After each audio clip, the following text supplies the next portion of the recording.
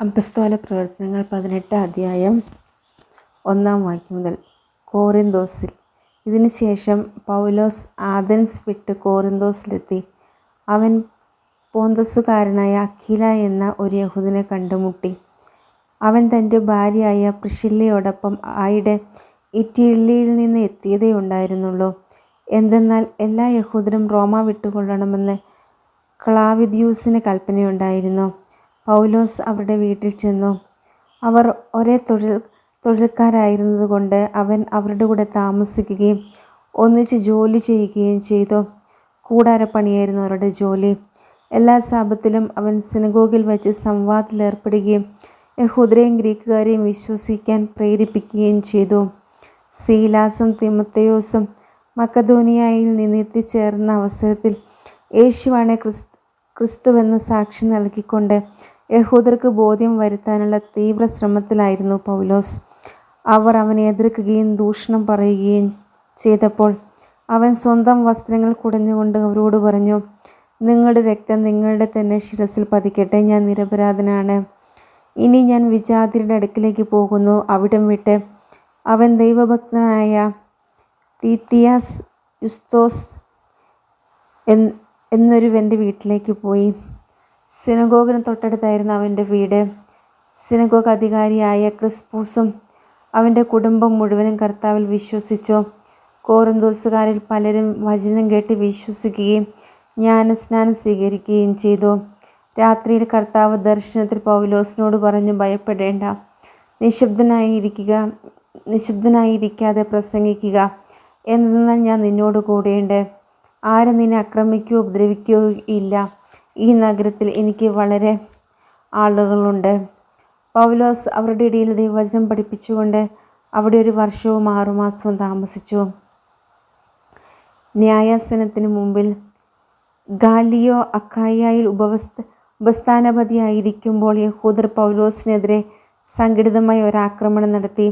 അവർ അവനെ ന്യായാസനത്തിന് മുമ്പിൽ കൊണ്ടുവന്ന് ഇപ്രകാരം പറഞ്ഞു, ഈ മനുഷ്യൻ നിയമവിരുദ്ധമായ രീതിയിൽ ദൈവാരാധന നടത്താൻ ജനങ്ങളെ പ്രേരിപ്പിക്കുന്നു. പൗലോസ് സംസാരിക്കാൻ തുടങ്ങിയപ്പോഴേക്കും ഗാലിയോ യഹൂദരോട് പറഞ്ഞു, യഹൂദരെ, വല്ല കുറ്റകൃത്യത്തിൻ്റെയോ ഗുരുതരമായ പാതകത്തിൻ്റെയോ കാര്യമാണെങ്കിൽ നിങ്ങൾ പറയുന്നത് തീർച്ചയായും ഞാൻ കേൾക്കുമായിരുന്നു.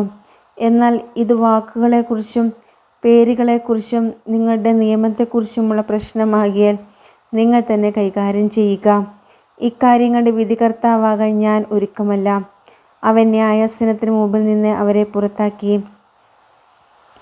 അവരെല്ലാം ഒത്തുചേർന്ന് സിനഗോഗ് അധികാരിയായ സോസ്തെനേസിനെ പിടിച്ച് കോടതിയുടെ മുമ്പിൽ വച്ച് തന്നെ അടിച്ചു. എന്നാൽ ഗാലിയോ ഇതൊന്നും ശ്രദ്ധിച്ചതേയില്ല. അന്ത്യോക്യയിൽ തിരിച്ചെത്തുന്നു. പൗലോസ് കുറേ നാൾ കൂടി അവിടെ താമസിച്ചിട്ട് യഹൂദരോട് യാത്ര പറഞ്ഞ് സിറിയയിലേക്ക് കപ്പൽ കയറി. പ്രിസ്കില്ലയും അക്വിലയും അവൻ്റെ കൂടെ പോയി. അവന് നേർച്ചയുണ്ടായിരുന്നതിനാൽ കെങ്കരയിൽ വെച്ച് തലമുണ്ടനം ചെയ്തു. അവർ എഫെസോസിൽ എത്തിച്ചേർന്നു. അവൻ മറ്റുള്ളവരെ അവിടെ വിട്ടിട്ട് സിനഗോഗിൽ പ്രവേശിച്ച് യഹൂദരുമായി വാദത്തിലേർപ്പെട്ടു. കുറേ നാൾ കൂടി തങ്ങളോട് താമസിക്കാൻ അവർ ആവശ്യപ്പെട്ടെങ്കിലും അവൻ സമ്മതിച്ചില്ല. ദൈവം അനുവദിച്ചാൽ ഞാൻ നിങ്ങളുടെ അടുത്തേക്ക് തിരിച്ചു വരും എന്ന് പറഞ്ഞ് അവൻ വിടവാങ്ങുകയും എഫെസോസിൽ നിന്ന് കപ്പൽ കയറുകയും ചെയ്തു. കേസറിയയിലെത്തി അവിടുത്തെ സഭയെ അഭിവാദനം ചെയ്തിട്ട് അവൻ അന്ത്യോക്യയിലേക്ക് പോയി. കുറേ കാലം അവിടെ ചെലവഴിച്ചതിന് ശേഷം അവൻ യാത്ര പുറപ്പെട്ട് ഗലാത്യ, ഫ്രീജിയ എന്നീ പ്രദേശങ്ങളോട് സഞ്ചരിച്ച് എല്ലാ ശിഷ്യർക്കും ശക്തി പകർന്നുകൊണ്ടിരുന്നു. അപ്പോളാസ് എഫെസോസിൽ. ആ ഇടയ്ക്ക് അപ്പോളാസ് എന്നു പേരുള്ള അലക്സാണ്ട്രിയക്കാരനായ ഒരു യഹൂദൻ എഫെസോസിൽ വന്നു. അവൻ വാഗ്മി, വിശുദ്ധ ലിഖിതങ്ങളിൽ അവഗാഹം നേടിയവനുമായിരുന്നു. കർത്താവിൻ്റെ മാർഗത്തെക്കുറിച്ച് അവന് ഉപദേശം ലഭിച്ചിരുന്നു. അവന് യോഹന്നാൻ്റെ ജ്ഞാനസ്നാനത്തെക്കുറിച്ച് മാത്രമേ അറിവുണ്ടായിരുന്നുള്ളൂ. എങ്കിലും യേശുവിനെക്കുറിച്ചുള്ള കാര്യങ്ങൾ ആത്മാവിൽ ഉണർവോടെ തെറ്റുകൂടാതെ പഠിപ്പിക്കുകയും പ്രസംഗിക്കുകയും ചെയ്തിരുന്നു. അവൻ സിനഗോഗിൽ ധൈര്യപൂർവ്വം പ്രസംഗിക്കാൻ തുടങ്ങി. പ്രിസ്കില്ലയും അക്വിലയും അവൻ്റെ പ്രസംഗം കേട്ടു. അവർ അവനെ കൂട്ടിക്കൊണ്ടുപോയി ദൈവത്തിൻ്റെ മാർഗം കൂടുതൽ വ്യക്തമായി പറഞ്ഞു കൊടുത്തു.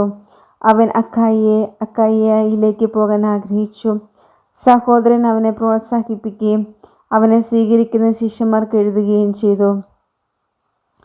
അവിടെ എത്തിച്ചേർന്നതിന് ശേഷം കൃപാവരം മൂലം വിശ്വാസം സ്വീകരിച്ചവരെ അവൻ വളരെയധികം സഹായിച്ചു.